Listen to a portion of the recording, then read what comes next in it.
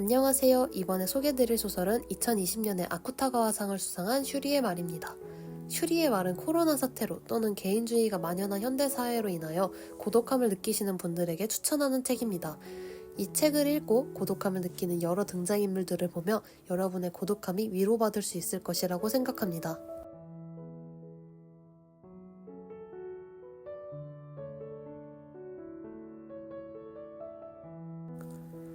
이 책의 작가는 다카야마 하네코입니다. 다카야마는 1975년 일본의 도야마현에서 태어났습니다. 그녀는 미술대학을 졸업하고 문예창작 교실을 다니다가 소겐 SF 단편상에 유보가 들어간 우동이라는 소설을 응모하여 가작을 수상했습니다. 그 이후로 태양이 뜨는 섬, 객관, 슈리의 말 등 다양한 소설을 썼고 그중 슈리의 말이 일본 문학 최고의 신인상 아쿠타가와상을 수상했습니다. 아쉽게도 현재 한국에 번역된 책은 슈리의 말밖에 없습니다. 슈리의 말이 쓰인 시기는 코로나가 본격적으로 유행하기 전입니다. 다카야마는 프로야구를 좋아해서 매해 오키나와를 찾아 선수들의 훈련이나 연습 경기를 구경하곤 했지만 코로나로 인하여 요 몇 년간은 가지 못했다고 합니다. 감염병이 전 세계를 뒤덮고 있던 상황 속에서 넷플릭스나 유튜브를 통해 갈 수 없는 장소를 상상하는 것이 그녀에게 큰 도움이 되었다고 합니다. 이렇게 아카이브를 통하여 다른 사람과 연결되고 소통함으로써 개개인의 고독함을 해결할 수 있다는 것이 이 작품의 중요한 포인트라고 할 수 있습니다.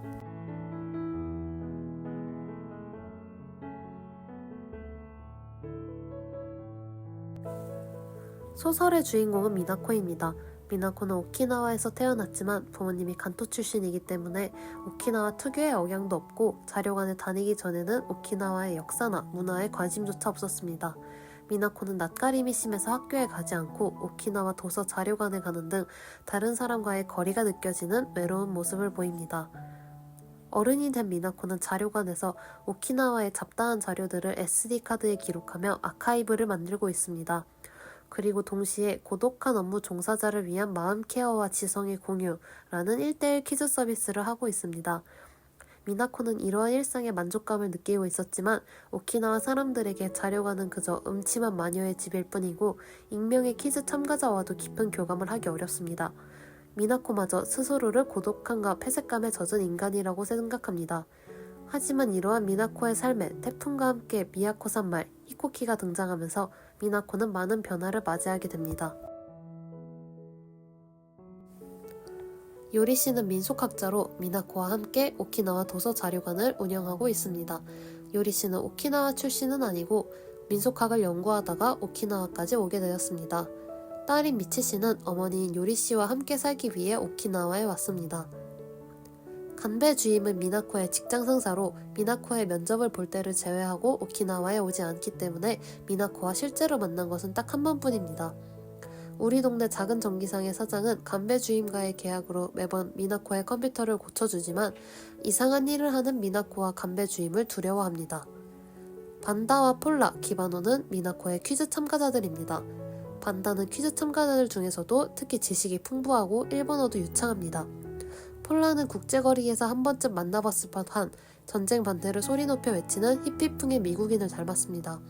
마지막으로 기바노는 퀴즈 참가자 중에서도 일본어가 가장 서툴지만 동물에 대한 해박한 지식을 가지고 있어 미나코에게 가장 큰 도움을 줍니다.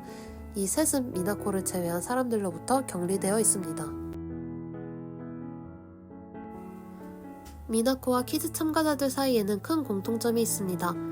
미나코는 반다와 폴라, 기바노처럼 고독한 존재이며 자신과 비슷한 그들에게 동질감을 느낍니다. 조국에는 내가 머물 곳이 없었습니다. 어디를 가든 나에게 위험한 것뿐이라면 차라리 아름답고 안전한 우주에 머물러 있는 편이 훨씬 낫겠죠. 지금도 나는 그렇게 생각합니다.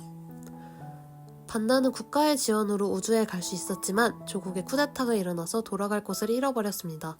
정치적인 이유로 인하여 우주에서 지구로 돌아오지 못하고 혼자 남아 있습니다.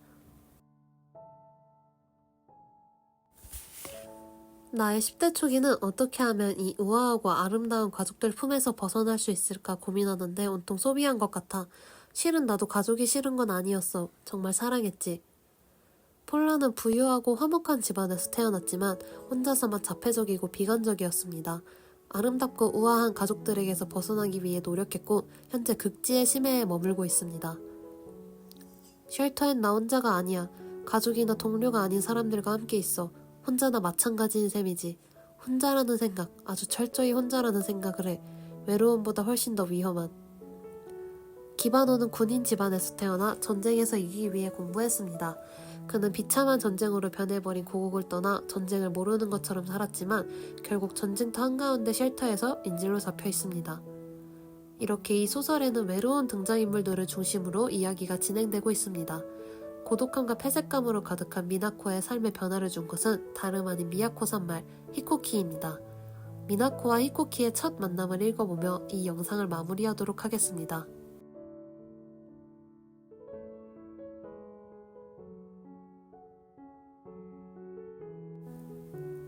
아침이 되니 바람이 완전히 그치고 선선하고 투명한 공기와 강한 햇살이 비추고 있었다.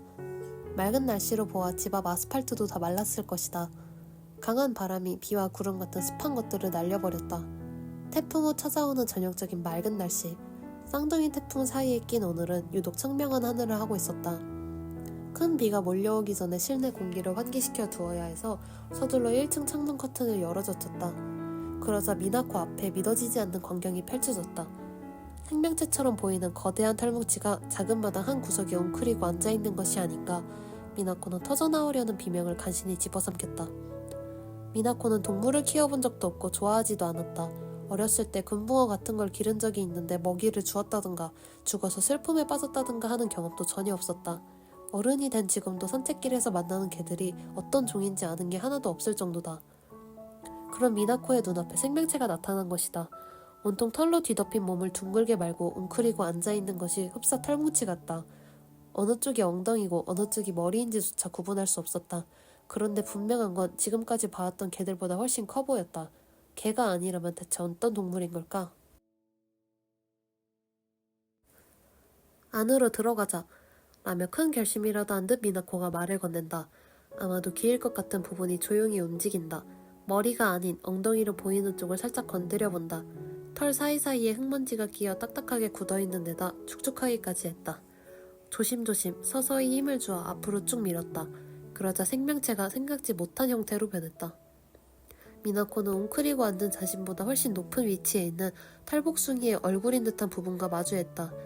몸통 위로 모기, 그리고 그 끝부분에 긴 콧등이 나타났다.